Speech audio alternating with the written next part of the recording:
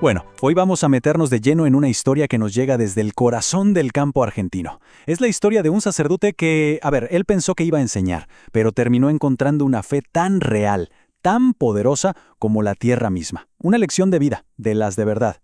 Nuestro viaje empieza en los llanos de La Rioja. Hay que imaginarse un lugar donde el sol y el polvo lo definen todo, ¿eh? No es solo un paisaje, es una fuerza que moldea a la gente que les deja, como dice el autor, rostros de arena. Gente curtida, gente fuerte, hecha de la misma materia que la tierra que pisa. Y a este lugar, con toda su aridez y su historia, llega nuestro protagonista. Un cura joven, con sus libros bajo el brazo, listo para predicar. Pero claro, la vida en los llanos le tenía preparada otra lección. Muy pronto se dio cuenta de que su verdadero papel no iba a ser el de maestro, para nada, sino el de alumno. Y al principio, el golpe de realidad es durísimo. Ve tanta necesidad, tanta injusticia a su alrededor, que su fe se empieza a tambalear. Y se hace la pregunta que lo cambia todo. Esa que vemos ahí, en medio de tanto dolor, ¿dónde está Dios? Es una pregunta que de verdad lo desarma por completo. Y es justo ahí, en ese momento de duda, de crisis profunda, que ocurre algo totalmente inesperado. Un encuentro que parece pequeño, casi al pasar, pero que le va a cambiar la perspectiva para siempre. Aquí es donde empieza la verdadera lección, la lección de un clavel. Imagínense la escena, el cura, cansado, desanimado, a punto de pasar de largo frente a un rancho humilde. Una abuela lo llama. Su primer impulso es seguir, no detenerse, pero algo, una fuerza que ni él puede explicar, lo detiene y lo hace volver. No tenía idea de que ese simple paso atrás sería su mayor salto de fe. Y lo que encuentra en ese rancho es, una pobreza que duele. Una sequía le había arrebatado casi todo su sustento, casi todas sus cabras. Pero en su voz no hay queja. En su mirada hay una dignidad, una paz que desafía toda lógica, una riqueza que el dinero no puede ni soñar con comprar. Y entonces, justo cuando se va, ocurre el milagro. La abuela le da su único tesoro, un clavel rojo que cuidaba con el poquito de agua que le sobraba. Pa' que le perfume y alegre el viaje, le dice. Le da lo único que le quedaba, su única pizca de belleza. Y en ese instante, toda la angustia del cura se desvanece. ¡Pum! Se le cae el mundo encima, pero para bien. Entiende que él había vuelto pensando que la abuela necesitaba algo, sin darse cuenta de que el que necesitaba la lección era él. Ahí descubre que la verdadera fe no está en lo que uno tiene, sino en lo que es capaz de dar. Ese clavel fue como una llave, ¿saben? Una llave que le abrió una puerta a una nueva forma de ver las cosas. A partir de ese día, el sacerdote empezó a encontrar la fe no dentro de las paredes de la capilla, sino afuera, en el trabajo, en las charlas, en esa sabiduría tan simple y tan profunda de la vida cotidiana. Se dio cuenta de que la oración más profunda no siempre necesita palabras. A veces es el movimiento rítmico de unas manos que hilan la lana, o el silencio respetuoso de un hombre que saluda al sol como si fuera un regalo sagrado.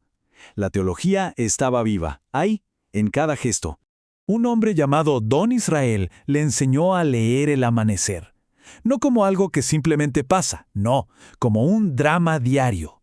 Primero, los ruidos de la noche. Después, un silencio total, como la muerte. Y de repente, una explosión de vida. Cada día era un milagro, la prueba de que sin importar lo oscura que sea la noche, la vida siempre vuelve a nacer. Y esa fuerza, esa esperanza que veía todos los días, no había nacido de la nada. El cura comprendió que estaba forjada en el fuego de una larga historia de lucha, de dolor y de una injusticia muy profunda que había marcado a esa tierra y a su gente para siempre. Empezó a descubrir una historia de despojo. Desde las luchas políticas del siglo XIX, pasando por la llegada de los trenes que se llevaron los bosques enteros, vio cómo la riqueza de la tierra fue saqueada, dejando a su paso un desierto y una herida que todavía hoy no termina de cerrar.